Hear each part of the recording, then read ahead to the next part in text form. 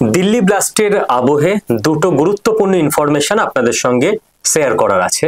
Number one, পাকিস্তানের রাজধানী ইসলামাবাদে একটা কোর্ট এবং সেই কোর্টের গেটের বাইরে একটা গাড়ি, ঠিক যেভাবে লালকেল্লার কাছে গতকাল সন্ধে কার ব্লাস্ট হয়েছিল ঠিক সেভাবে ইসলামাবাদে কোর্টের বাইরে একটা গাড়ি ব্লাস্ট হয় এবং সেখানে এখনো পর্যন্ত কনফার্মড খবর 12 জন মারা যায় এবং আহতও রয়েছে অনেকে।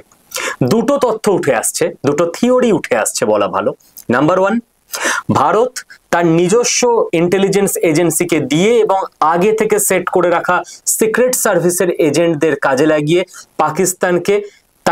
পাকিস্তান যে ভাষা বোঝে সেই ভাষাতে উচিত জবাব দিতে শুরু করে দিয়েছে। নাম্বার টু, যে থিওরি এটাও উঠে আসছে যে পাকিস্তান আতঙ্কে রয়েছে যে ভারত যে কোনো মুহূর্তে যে কোনো হার্ড স্টেপ নিতে পারে পাকিস্তানের এগেনস্টে, আর তাই পাকিস্তান নিজেই নিজের দেশের লোককে মেরে সারা পৃথিবীর কাছে একটা সমবেদনা গেইন করতে চাইছে এবং সারা পৃথিবীকে দেখাতে চাইছে যে দেখো, ভারতবর্ষ যেরকম সন্ত্রাসবাদীদের দ্বারা আক্রান্ত, আমরাও সেরকম আক্রান্ত, আমরা কিছু করিনি। পাকিস্তান কেন ভয় কাঁপছে তার এগেনস্টেও দুটো তথ্য আপনাদের বলবো। নাম্বার ওয়ান, ভারতবর্ষের প্রধানমন্ত্রী ভুটান থেকে খুব ক্লিয়ারলি বলে দিয়েছেন যে যারা এই ঘটনার সঙ্গে জড়িত তাদের শেষ দেখে ছাড়া হবে। এবং নাম্বার টু, ভারতবর্ষের প্রতিরক্ষা মন্ত্রী রাজনাথ সিং তিনিও একইভাবে একই স্টেটমেন্ট দিয়েছেন। কেন বললাম এই দুটো ঘটনা গুরুত্বপূর্ণ?